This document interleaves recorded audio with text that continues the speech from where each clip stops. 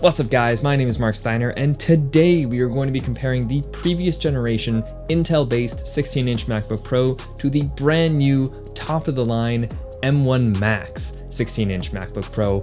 I'm so excited, let's get right into it. And if you only care about benchmarks, this is the time for you.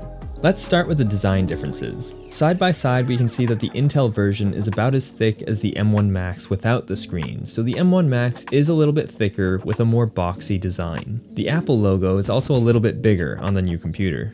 Moving on to the return of the ports. The Intel version, as we know, has two Thunderbolt 4 ports on each side, whereas the brand new M1 Max has the MagSafe charging port, two Thunderbolt 4 ports, and a headphone jack on the left side, and an SD card reader, HDMI port, and one more Thunderbolt 4 port on the right side. Moving on to the keyboard, we have the death of the hated touch bar being replaced with physical function keys. The keyboard is now inset in this nice black housing and it looks great. The Touch ID sensor is also much more enjoyable on the M1 Max. Now on to the new screen. The new MacBook Pro's screen has a slightly higher resolution, but the big changes are that it's now a mini LED XDR display with 120Hz ProMotion. And you can really see that while viewing content. The black bars are truly black on the M1 Max because the LEDs aren't actually on, whereas on the old Intel version, it's an LCD panel, meaning that they are always on and you never get true blacks. That 120Hz screen with adaptive refresh also makes for a more smooth viewing experience. Everything looks crisp, whereas the old Intel version, at least on camera, looks a little choppy. Colors and dynamic range are also better on the new screen. The bezels have been shrunk all the way around, and it makes a noticeable difference while using the laptop. The dreaded notch honestly isn't that bad, especially when viewing content, because it just blends into the background. But when you aren't viewing content, I've completely forgotten about it, and it just blends into the top of the computer for me. Moving on to the speakers. The Intel version speakers were already some of, if not the best laptop speakers on the market, and yet the speakers on the M1 Max are even better. Take a listen for yourself.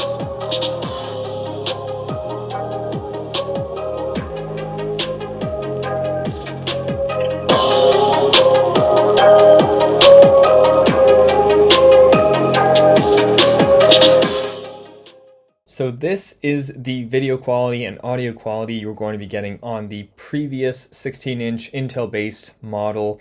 This was a very bad webcam. It was better than what Apple had been offering at the time, but it was still 720p, and it really wasn't great, especially that it shipped in this laptop.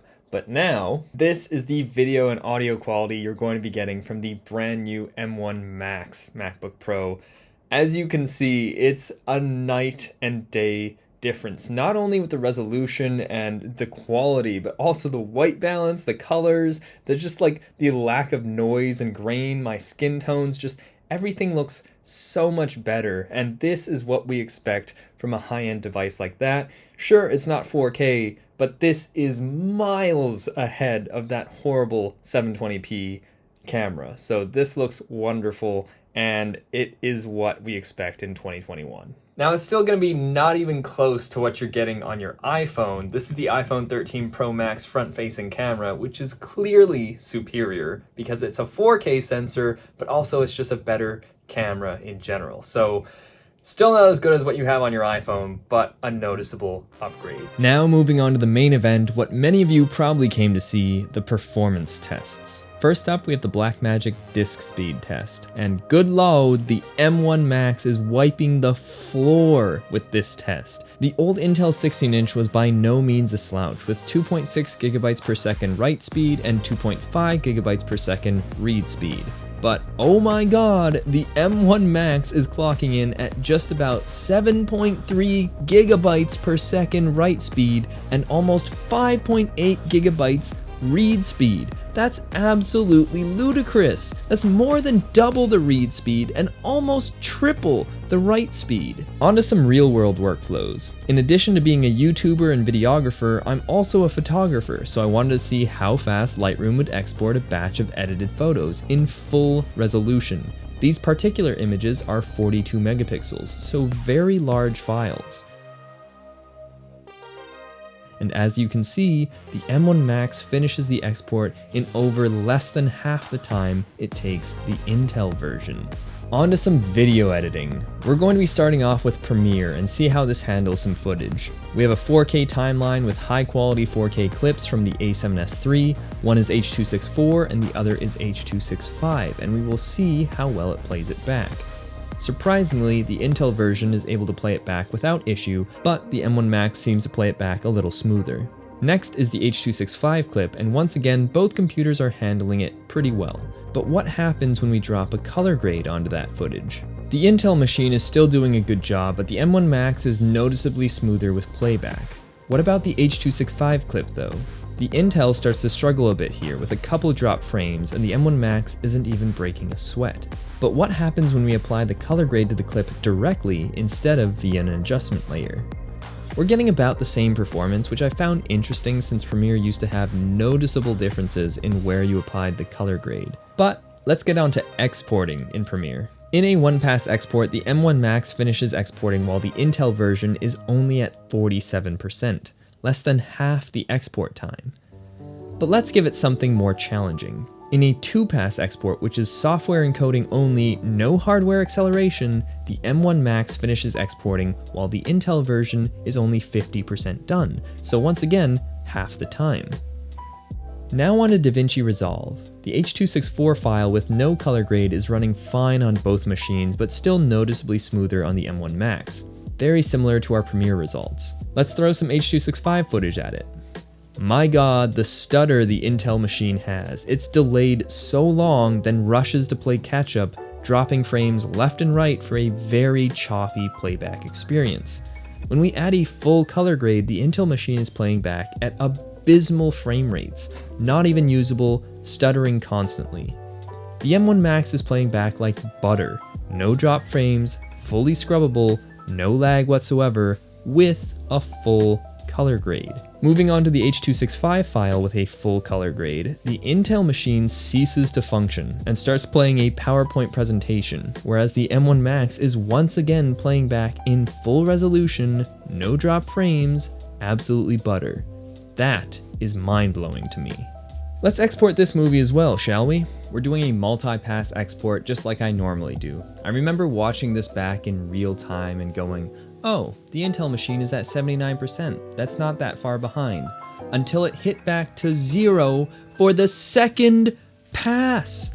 The M1 Max had finished both passes before the Intel had even hit 80% on the first pass. I was shocked. And what's even more mind-blowing is that the fans did not even turn on for the M1 Max, whereas the fans sounded like this for the Intel version.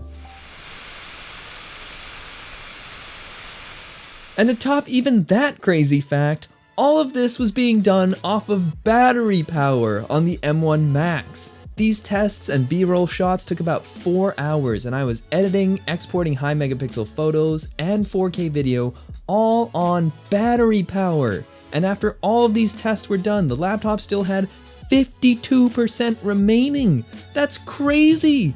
I could never do that on my Intel machine. 15 minutes of video editing and I'd need to plug in. An export on battery power?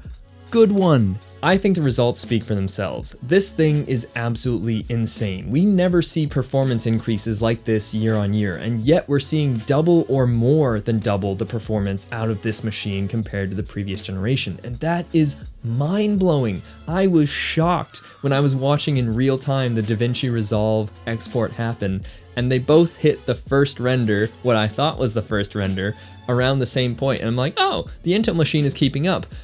But in fact, that was actually the second pass on the M1 Max machine, and I looked as the bar went back to 0% for the second pass on the Intel machine, and I'm just sitting there like, oh my god, it just finished the export in less than half the time as the Intel version.